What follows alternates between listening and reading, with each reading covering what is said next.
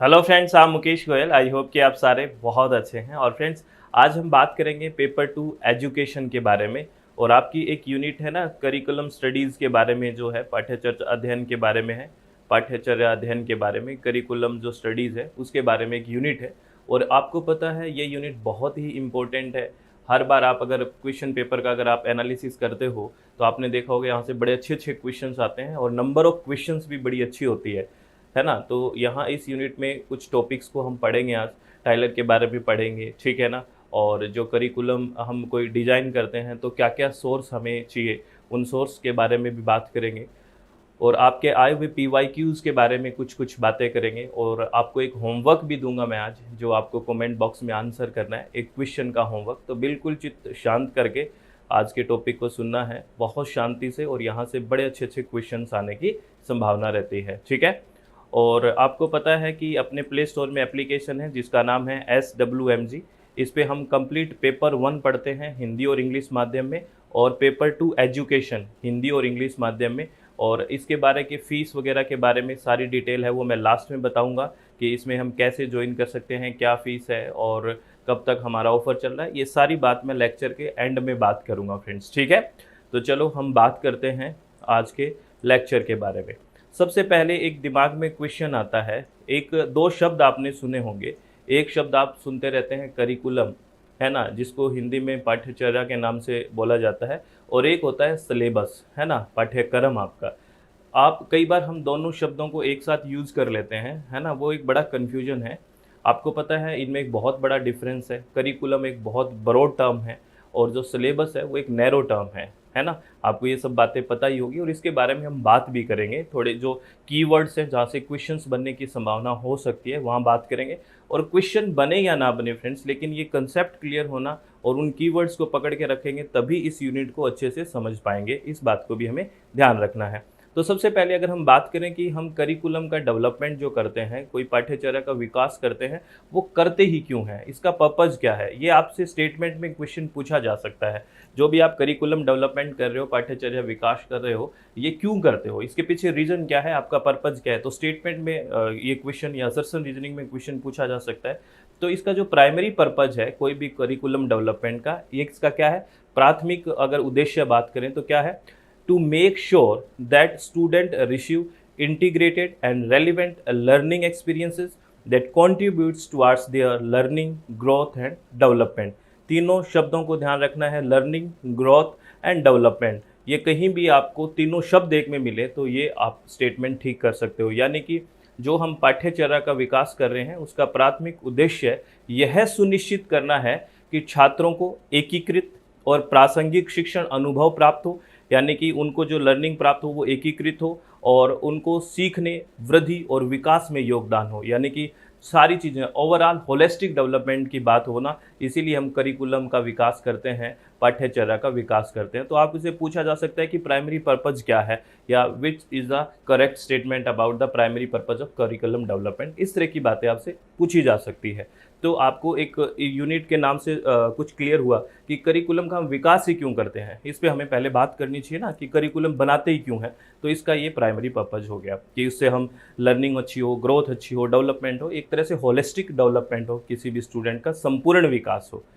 अब वो दो शब्द जिसके बारे में मैं बात कर रहा था, करिकुलम के बारे में और सिलेबस के बारे में, क्या डिफरेंस है, इन शब्दों में क्या अंतर है। अगर टेक्निकली बात करें, वैसे तो आपको समझते हो कि करिकुलम एक बहुत ब्रॉड टर्म है और सिलेबस एक नैरो टर्म है, लेकिन इनको अगर टेक्निकली परिभाषित करना हो तो हम कैसे करेंगे। अगर हम बात करें, जो करिकुलम है वो एक लैटिन शब्द है और बेसिकली इसका मतलब है रेस कोर्स। क्या मतलब है, रेस कोर्स। इसको अलग अलग आप देखोगे, कहीं कुछ मिलेगा कहीं कुछ मिलेगा। तो अगर बेसिकली बात करें, रेस कोर्स जो है ना, ये क्या है, जो एक तरह से जो एक रास्ता है, एक पाथ है, उसको हमें एक समय से पूरा करना है, समझना है। यानी कि उसको एक कोई रास्ता है, एक पाथ है ना, और उसमें एक टाइम दिया गया है कि इस टाइम में हमें ये चीज़ें करनी है, यानी कि उसको पूरा करने की कोशिश करनी है। तो ये रेस कोर्स है, यानी कोर्स मतलब the path and the time suggested by the prefix race in which path could must or be covered. यानी कि रेस कोर्स है, शब्द द कोर्स यानी पथ का सूचक है और वह समय जिसमें पथ को कवर किया जा सकता है या आवश्यक है, यानी कि जो आपके पास करिकुलम है उसे एक टाइम में आपको कवर करना है या पूरा करना जरूरी है, उस तरह की बातें होती है। आगे और इसको क्लियर करते हैं। ये तो आपको एक ऐसा भी पूछा जा सकता है कि कैसा शब्द है, ये लैटिन वर्ड है, इसका मतलब क्या है, रेस कोर्स, इस तरह का क्वेश्चन भी पूछा जाता है डिफरेंट सेकंड पेपर्स में कि ये कौन सा शब्द है, ये किस भाषा का शब्द है, इसका मतलब क्या है, इसका रूट मीन क्या है। तो इसका रूट मीन है रेस कोर्स, है ना। अगर डेफिनेशन की बात करें, परिभाषा की बात करें, अलग अलग साइंटिस्टों ने अलग अलग परिभाषा दी है, लेकिन उन्होंने ओवरऑल बात क्या शामिल किया। देखो, करिकुलम क्या होता है, the total structure of idea and activities. Total structure, इसमें सारी चीजें शामिल है। Total structure of idea and activities developed by an educational institutions to meet the needs of student and to achieve desired educational aim। ये दी गई थी परिभाषा 1981 में। बेसिकली इसमें क्या बात की गई है कि करिकुलम जो है वो एक ब्रॉड टर्म है, उसमें सारी की सारी जो टोटल चीज़ें हैं वो शामिल की जाती हैं। आइडियाज, क्या क्या विचार हैं, एक्टिविटीज़, जो कौन डेवलप करता है, बेसिकली एजुकेशनल इंस्टीट्यूशन जो डेवलप करता है, उसमें सारी चीज़, हर चीज़ को शामिल किया जाता है करिकुलम में। जो भी स्टूडेंट में डिजायर्ड बिहेवियर चाहते हैं कि भी इस तरह का इसमें चेंज आए, तो उसमें सारी चीज़ों को शामिल किया जाता है किसमें, करिकुलम में। तो याद रखना, करिकुलम में total structure of idea and activities जो किसके द्वारा डेवलप की गई है, विकसित की गई है, डेवलप्ड बाय एजुकेशनल इंस्टीट्यूशन, है ना। जो भी ये क्योंकि हम एजुकेशन की बात करें तो एजुकेशनल इंस्टीट्यूशन से बात करेंगे, ठीक है। और अच्छे से और शांति से समझने की कोशिश करते हैं। देखो, करिकुलम क्या है, इसमें क्या है, curriculum contain course content, objectives, methodologies, यानी कि इसमें सारी चीज़ें हैं। करिकुलम में सिर्फ क्लासरूम की एक्टिविटीज़ नहीं है, इसके अंदर सब कुछ है। कोर्स कंटेंट क्या है, ऑब्जेक्टिव क्या है, मेथोडोलॉजीज क्या है, ये सारी चीज़ें हैं करिकुलम में। अब तो आप समझ गए होंगे। और ये क्या है, सारे टीचर्स के लिए यूनिफॉर्म होता है, क्योंकि कोई इंस्टीट्यूशन देगा ये कि भी ये करिकुलम है, वो तो सब टीचर्स के लिए यूनिफॉर्म है कि इस करिकुलम को फॉलो करना है। करिकुलम क्या होता है, ये याद रखना कीवर्ड, करिकुलम क्या होता है, uniform for all the teacher, सभी टीचर के लिए वो यूनिफॉर्म है कि ये करिकुलम है हमारे इंस्टीट्यूशंस का, हमारे जो भी संस्थान है उसका। और ये एक वाइड टर्म है, एक ब्रॉड टर्म है बेसिकली। और करिकुलम क्या है, ये किसके द्वारा डिटरमाइंड किया जाता है, फिर मैं बता देता हूँ। ये स्कूल के द्वारा, है ना, किसी गवर्नमेंट के द्वारा, एडमिनिस्ट्रेशन ऑफ कॉलेज और इंस्टीट्यूशन के द्वारा ये बेसिकली डिसाइड किया जाता है या डिटरमाइंड किया जाता है।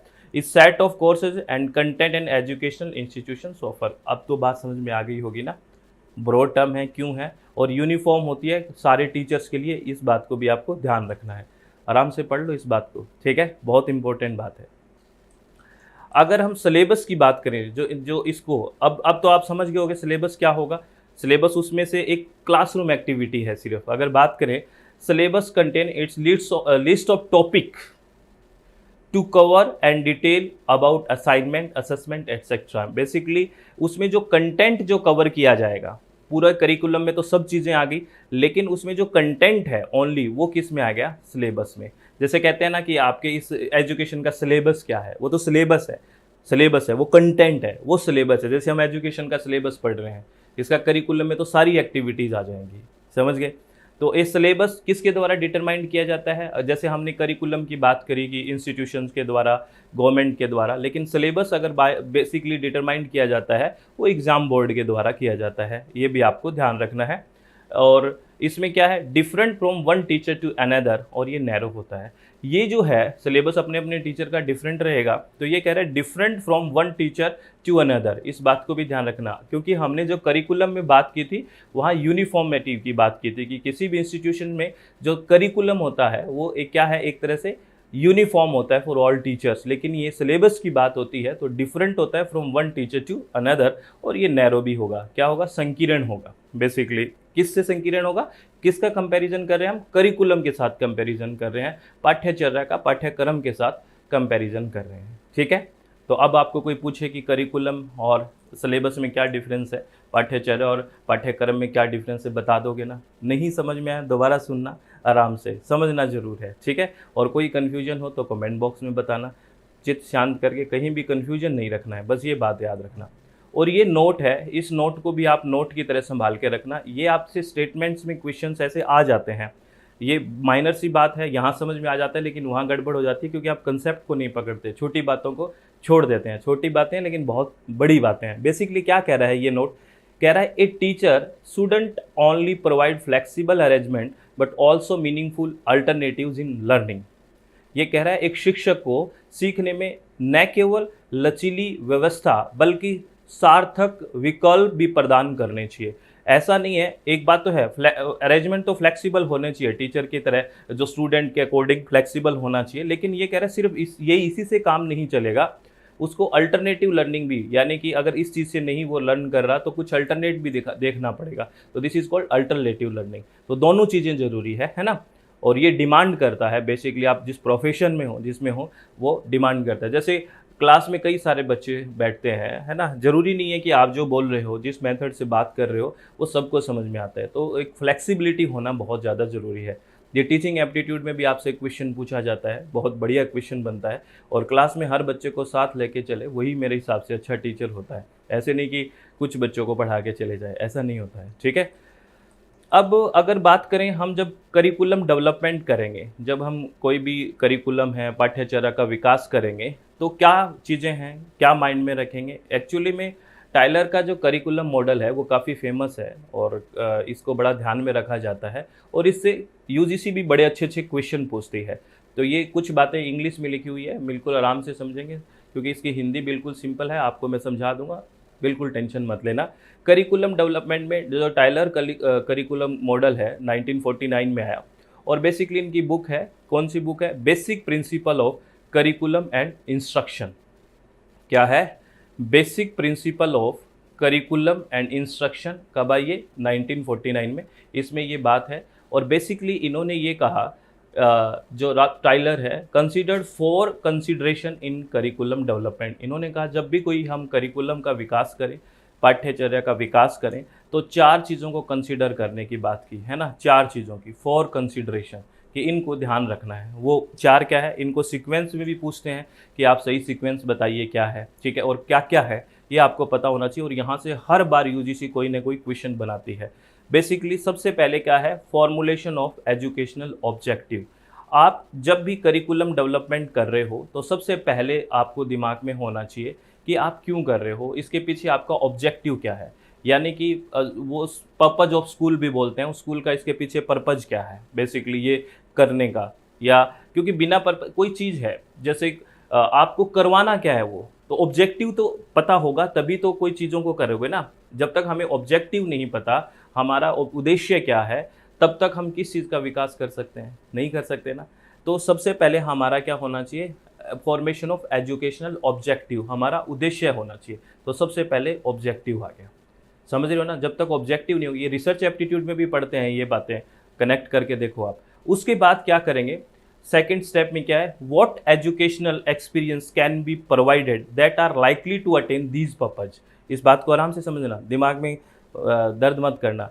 इसमें बेसिकली क्या है, यहाँ पे आपने कुछ पर्पस डिसाइड करे, पहले में आपने कुछ पर्पज है आपके, ये कि ये पर्पज है, ये ऑब्जेक्टिव है ना, पहले में ये डिसाइड कर लिए। दूसरे में कह रहा है कि इन पर्पज को आप पाने के लिए किस तरह से काम कर रहे हो, क्या एजुकेशनल एक्सपीरियंस है, यानी कि किस मेथोडोलॉजी को अपना रहे हो।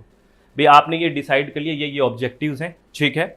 इन ऑब्जेक्टिव्स को करने के लिए क्या एक्सपीरियंस है, क्या एजुकेशनल एक्सपीरियंस है, क्या मेथोडोलॉजी आप अपना रहे हो, ये आ गया सेकंड स्टेप। यानी कि अटेन दीज पर्पस, इन उद्देश्यों को प्राप्त करने के लिए आप क्या एजुकेशनल एक्सपीरियंस है आपके, क्या मेथोडोलॉजी है, ठीक है, ये सेकंड स्टेप हो गया।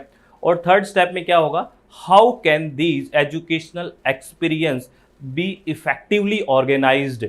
आप जो एजुकेशनल एक्सपीरियंस की बात कर रहे हो, जो मेथोडोलॉजी की बात कर रहे हो, उसको आप प्रभावशाली ढंग से कैसे संगठित कर सकते हो, इफेक्टिवली ऑर्गेनाइज्ड, है ना। ये कर तो दिया आपने, ये ऑब्जेक्टिव हो गए, ठीक है। और इसको आप कैसे कैसे करोगे कि ये हो गया, पर इसको इफेक्टिवली लागू कैसे करोगे, इफेक्टिवली प्रभावशाली रूप से ऑर्गेनाइज्ड कैसे करोगे, ये थर्ड आ गया। और सबसे लास्ट में आता है इवैल्यूएशन, यानी कि मूल्यांकन। जो आपने सोचा था, जो ऑब्जेक्टिव बनाए थे, वो पूरा हुआ कि नहीं हुआ।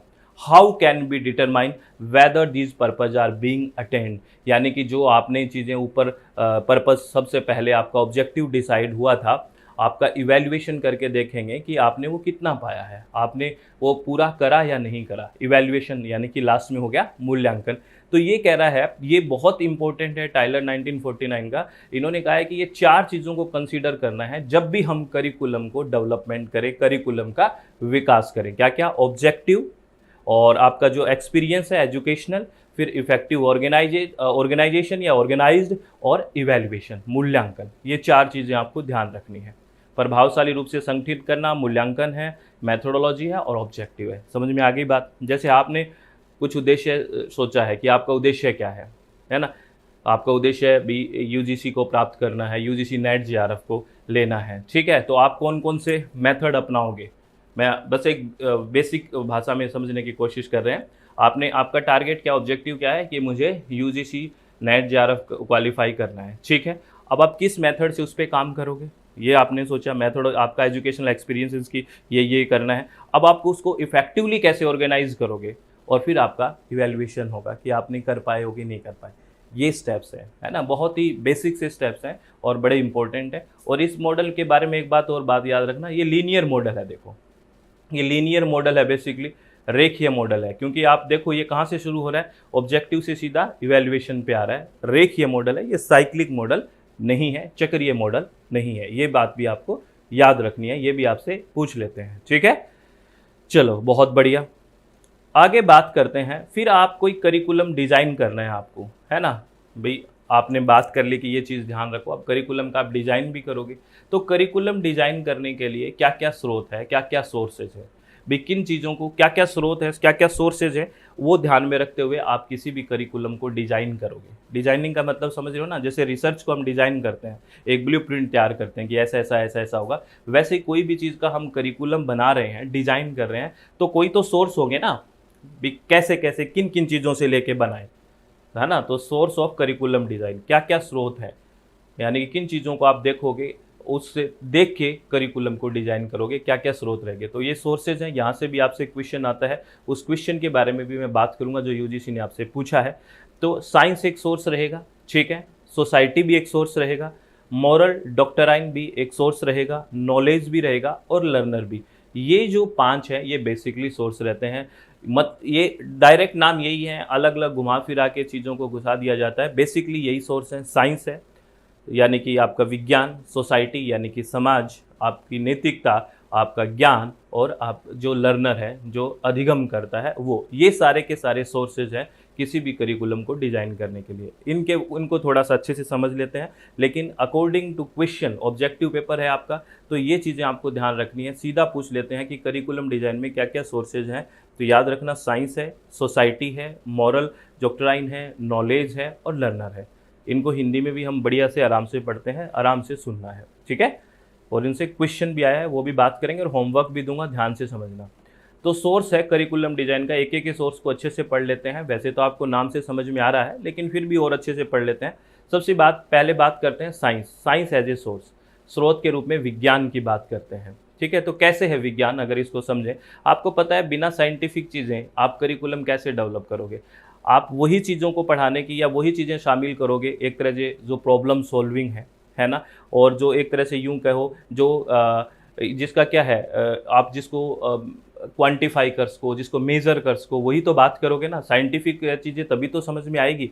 तो क्या है, problem solving should have the prime position in the curriculum. पाठ्यचर्या में समस्या समाधान को प्रमुख स्थान होना चाहिए, क्योंकि प्रॉब्लम सॉल्विंग होगी तभी तो क्रिएटिविटी डेवलपमेंट होगी। और हमें क्रिएटिविटी, हम जब टीचिंग एप्टीट्यूड में भी बात करते हैं ना, अगर आपको याद है तो सबसे पहले हम बात करते हैं, जब अंडरस्टैंडिंग की, जब हम थिंकिंग की बात करते हैं, लेवल की बात करते हैं, टीचिंग की तो बात करते हैं ना, मेमोरी लेवल, है ना, अंडरस्टैंडिंग लेवल, और रिफ्लेक्टिव लेवल। और रिफ्लेक्टिव में हम प्रॉब्लम सॉल्विंग की बात करते हैं, है ना, कि साइंटिफिक वाली बात करते हैं। तो ऐसे कनेक्ट कर सकते हो चीज़ों में। जब हम किसी भी करिकुलम को डिजाइन कर रहे हैं, तो साइंस एज ए सोर्स होना चाहिए, क्योंकि ये प्रॉब्लम सॉल्विंग अप्रोच है। The scientific method provide meaning for the curriculum design. वास्तव में वैज्ञानिक पद्धति है, वो पाठ्यचर्या डिजाइन को अर्थ प्रदान करती है कि क्या कारण है, क्यों है। जब तक ये नहीं होगा तब तक कोई मतलब नहीं होगा करिकुलम डिजाइन करने का। Only those item that can be observed and quantified should be included. ये बात ध्यान रखना, ये बहुत इंपॉर्टेंट है कि केवल उन्हीं वस्तुओं को शामिल किया जाना चाहिए जिनका अवलोकन किया जा सकता है और मात्रा निर्धारित की जा सकती है। ऑब्जर्व्ड और क्वांटिफाइड हो गई, उन्हीं को हम शामिल करेंगे। इसका मतलब समझे हो ना, ऐसी चीज़ शामिल कर लो जिनका कोई मतलब भी नहीं है। जैसे आप अगर रिसर्च एप्टीट्यूड की भी हम बीच बीच में हम बात करते रहेंगे, जब हम शोध की बात करते हैं तो आप साइनोप्सिस देते हो तो उसमें ऐसी ऑब्जेक्टिव डिसाइड करते हो, तो आप सेमिनार देते हैं तो आपको बताते हैं ना ये चीज़ मत करो, ये करो, क्योंकि कोई चीज़ ऐसी भी शामिल करोगे ना, क्योंकि आपका सैंपल कैसे स्मार्ट होना चाहिए, यानी कि स्मॉल होना चाहिए, मेजरेबल होना चाहिए, क्वांटिफाई, ऐसा चीज़ें होनी चाहिए ना। तो वैसे ही कह रहा है कि हम उन्हीं चीज़ को, उन्हीं आइटम्स को शामिल करेंगे जो ऑब्जर्व हो और क्वांटिफाइड हो, यानी कि जिनको हम अवलोकन किया जा सकता है ना, उन्हीं को हम शामिल किया जा सकते हैं, जिनको मापा जा सकता है। तो इसलिए हमें पहला जो सोर्स हमने बात की थी, साइंस एज ए सोर्स, बहुत ज़रूरी है। ठीक है, और क्वेश्चन भी पूछूंगा फिर बताना है ना, मुकर मत जाना। सोसाइटी, सोसाइटी तो एक सोर्स होगा ही, समाज, समाज से को देखते हुए तो चीज़ें चलेगी भाई, ये तो नाम से ही पता चल रहा है। कैसे? Schools are the agent of social growth and development, सीधी सी बात है, विद्यालय है वो सामाजिक सामाजिक वृद्धि और विकास के एजेंट है। हमारी जो सोशल डेवलपमेंट हो रही है ना, जो सोशल ग्रोथ हो रही है, डेवलपमेंट हो रही है, तो स्कूल है वो एक तरह से बिल्कुल है ना, क्योंकि वहाँ से बहुत चीज़ें हमें मिलने को मिलती है। तो सोशल, सीधी सी बात है, वहीं से हमारा डेवलपमेंट हो रहा है। वहाँ से, वहाँ अगर गलत चीज़ें पढ़ा दी गई और करिकुलम में इस चीज़ को ध्यान नहीं रखा दिया तो आपको पता है कैसे हो जाएंगे। ठीक है ना। School prepare children to fit in the society, school बच्चों को अपने समाज में फिट होने के लिए तैयार करते हैं, सीधी सी बात है भी, वो समाज में सर्वाइव कर सके, क्योंकि उसको ध्यान में रख के करिकुलम बनाया गया है, तभी तो वो फिट होंगे। अगर उसको समाज को ध्यान रख के करिकुलम डिज़ाइन नहीं किया गया है ना, तो वो समाज में कैसे फिट होंगे? समाज को देखी तो करिकुलम डेवलपमेंट किया गया है और वो वहाँ पले बढ़ेगा, वहाँ देखेगा, ग्रोथ ऐसी होगी तो वो समाज में भी अच्छे से रहेगा, क्योंकि उसको सोसाइटी को कंसीडर किया गया है एज ए सोर्स, समाज को, समझ रहे हो, तभी तो बात होगी। तो अब देखो, और इसीलिए देखना अभी जो बातें हैं, बच्चा स्कूल में कितना सीखता है ना, वो वैसे बिहेव करता है ना। तो the ideas of education system of any society are being influenced by the culture of the society, सीधी सी बात है, किसी भी समाज की शिक्षा व्यवस्था के विचार उस समाज की संस्कृति से प्रभावित तो होते रहते हैं, बिल्कुल कल्चर से तो प्रभावित होंगे, है ना। तो ये बात आप समझ गए होंगे कि सोसाइटी का सोशल एज ए या सोसाइटी एज ए सोर्स लेना बहुत ही ज़्यादा ज़रूरी है, क्योंकि वहीं सब बच्चा है वहीं से फिट होएगा। और अभी आजकल क्या है, जैसे मान लो बच्चे थोड़ा सा, मुझे लगता है कि फ्रस्ट्रेशन के जल्दी शिकार हो जाते हैं, क्योंकि कारण क्या है इसके पीछे? इसके पीछे का कारण ये है कि वो समाज में फिट होकर नहीं, वो सिर्फ नौकरी के लिए हाबातोड़ सी हो गई है। हम पढ़ाई का एक ही उद्देश्य मान चुके हैं कि बस मुझे नौकरी मिले, ज़रूरी तो है, लेकिन कहीं ना कहीं सारी चीज़ों का विकास होना भी बहुत ज़रूरी है, कि वो समाज को देख के समाज में फिट तो हो जाए, उस तरह से चीज़ें भी बहुत ज़रूरी है ना। चलो, अगर आगे बात करूं, moral doctrine as a source, एक स्रोत के रूप में नैतिक सिद्धांत, नैतिकता की होना भी बहुत ज़्यादा ज़रूरी है, क्योंकि ये रिलीजियस टेक्स्ट हैं जो हमारे धार्मिक ग्रंथ हैं उनसे द्वारा निर्देशित है। क्योंकि जब भी हम कोई चीज़ डेवलप कर रहे हैं, करिकुलम, वहाँ से बच्चा एक निकलेगा तो उसमें ये चीज़ें भी तो होना चाहिए, सारी चीज़ें, इम्पैथी डेवलप होना चाहिए, उसका compassion, consider and promote welfare of other, ये सारी चीज़ें भी होना चाहिए उसमें, है ना। सहानुभूति और करुणा विकसित करेंगी, ये दूसरों के कल्याण पर विचार करें और उसे बढ़ावा दें, ये सारी बातें चलेगी, क्योंकि ये तो होना, मॉरल वैल्यूज़ होना बहुत ज़रूरी है ना। और ये रिलीजियस किससे है? रिलीजियस टेक्स्ट जो धार्मिक ग्रंथ हैं उनसे हमारा क्या है, ये विकसित है। Considering the relationship between knowledge and people's spirituality, basically बात क्या है, ज्ञान है और लोगों की आध्यात्मिकताओं के बीच संबंध पर विचार करते हुए ये हर दृष्टिकोण का स्वागत करता है। ये नहीं है कि कोई ये कह रहा है तो नहीं, मैं ये नहीं मानूंगा, मतलब ये रिलेशनशिप है, किसका रिलेशन? ज्ञान का और स्पिरिचुअलिटी का, अध्यात्म का, तभी आप में मॉरल वैल्यूज़ है, नैतिकता है, उसका विकास होगा। तो मॉरल डॉक्ट्राइन को लेना भी तो क्या है, साइंस को लेना क्यों ज़रूरी है, समझ में आ गया एज ए सोर्स। सोसाइटी को लेना क्यों ज़रूरी है, ये भी आपको समझ में आ गया। Moral doctrine as a source, यानी कि नैतिक सिद्धांत को स्रोत के रूप में लेना भी बहुत ज़्यादा ज़रूरी है, क्योंकि वो तभी तो दूसरों के कल्याण के बारे में सोचेगा, ठीक है। और नॉलेज एज ए सोर्स बिल्कुल होना चाहिए, इसके बिना क्या है ना। स्रोत के रूप में ज्ञान, अब क्या मतलब है इसको समझना, ये एक तरह से प्राइमरी सोर्स ऑफ करिकुलम मान सकते हैं किसी भी करिकुलम को डिजाइन करने का। क्या कहता है ये? What knowledge is of most worth, कौन सा ज्ञान सबसे अधिक मूल्यवान है, यानी कि किस तरह का ज्ञान देना चाहिए जो सबसे मूल्यवान है, वही तो शामिल करोगे ना। तो ज्ञान को तो बहुत जरूरी है। और क्या, what knowledge is most of worth हो गया। उसके बाद for whom is the knowledge of value, क्या यह ज्ञान किसके लिए मूल्यवान है, यानी कि बेसिकली आप किसके लिए डिजाइन कर रहे हो। वो सामने देखोगे तो सही बच्चे हैं क्या है, तो वो जो ज्ञान है वो बेसिकली किसके लिए मूल्यवान है, ये सोचते हुए डिजाइन करोगे। सबसे पहले आप बात करोगे कि ज्ञान है वो सबसे अधिक कौन सा ज्ञान सबसे अधिक मूल्यवान है, यानी किस तरह का ज्ञान। और दूसरा, यह ज्ञान किसके लिए मूल्यवान है, सामने कौन है, किसको दे रहे हो आप, है ना, किसके लिए मूल्यवान है।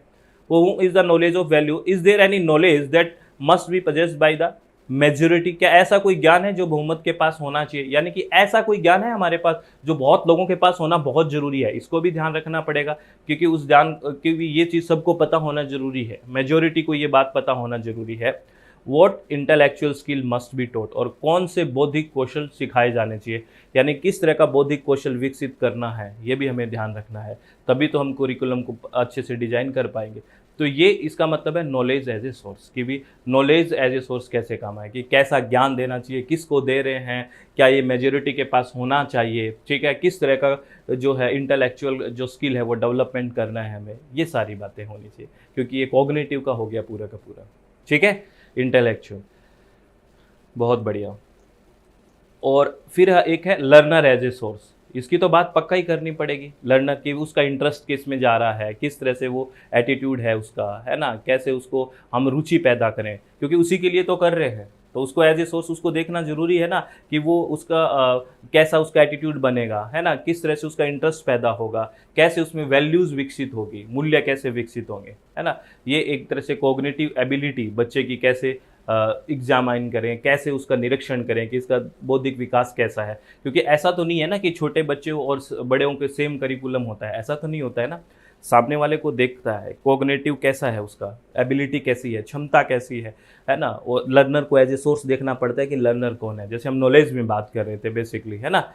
तो छात्र कैसे सीखते हैं, दृष्टिकोण बनाते हैं, रुचि पैदा करते हैं और मूल्य का विकास करते हैं। एक बच्चे की संज्ञानात्मक क्षमता की जांच करना, बेसिकली बात यह है। यह है हमारे मस्तिष्क की प्रतिक्रिया के तरीकों और हम मस्तिष्क की गतिविधि के माध्यम से पाठ्यक्रम कैसे विकसित कर सकते हैं, इस पर जोर देकर एक स्रोत के रूप में विज्ञान के विचारों पर लौटता है बेसिकली। कि लर्नर को तो ध्यान में रखना ही रखना पड़ेगा। तो हमने क्या क्या चीज़ें ध्यान में रखी जब भी कोई करिकुलम डिज़ाइन कर रहे हैं, क्या क्या, साइंस को भी आपने देखा कि साइंस होना चाहिए। दूसरा आपने क्या देखा कि मॉरल जो बात है, मॉरल भी होनी चाहिए।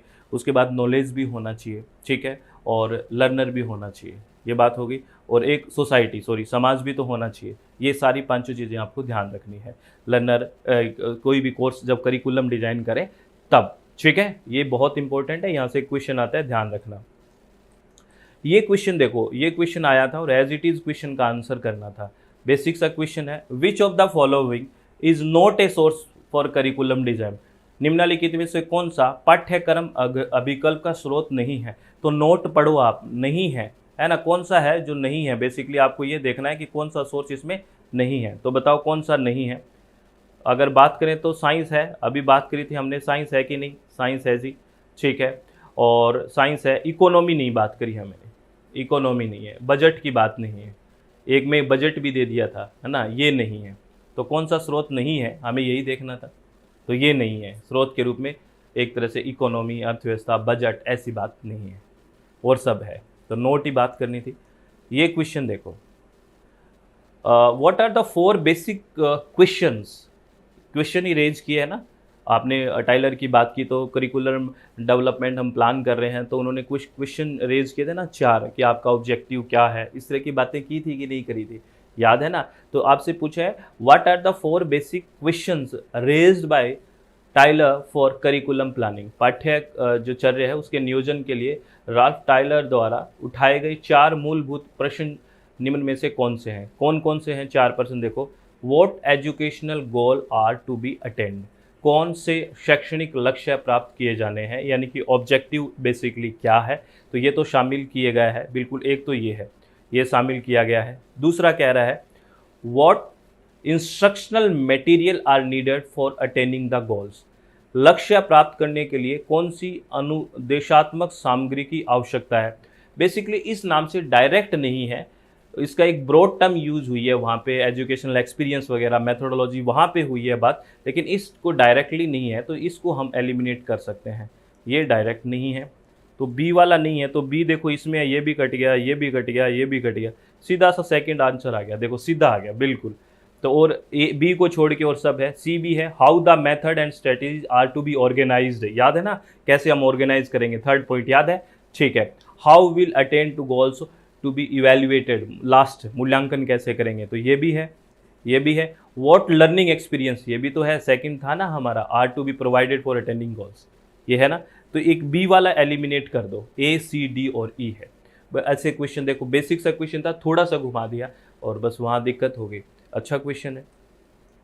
नेक्स्ट क्वेश्चन कह रहा है, स्टेटमेंट का क्वेश्चन है, कह रहा है at the beginning of curriculum development the very concept of the programme must be evaluated. पाठ्यचर्या विकास के प्रारंभ में, जब आप पाठ्यचर्या का विकास कर रहे हो तब शुरुआत की बात कर रहा है, पाठ्यचर्या विकास के प्रारंभ में कार्यक्रम की संकल्पना का मूल्यांकन अवश्य किया जाना चाहिए।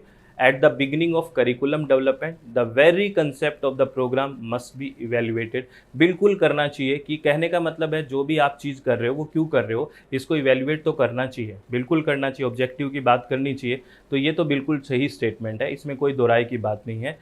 सेकेंड स्टेटमेंट कह रहा है cognitive model of teaching can assist teachers in shaping their instructional approaches and evaluating students' learning।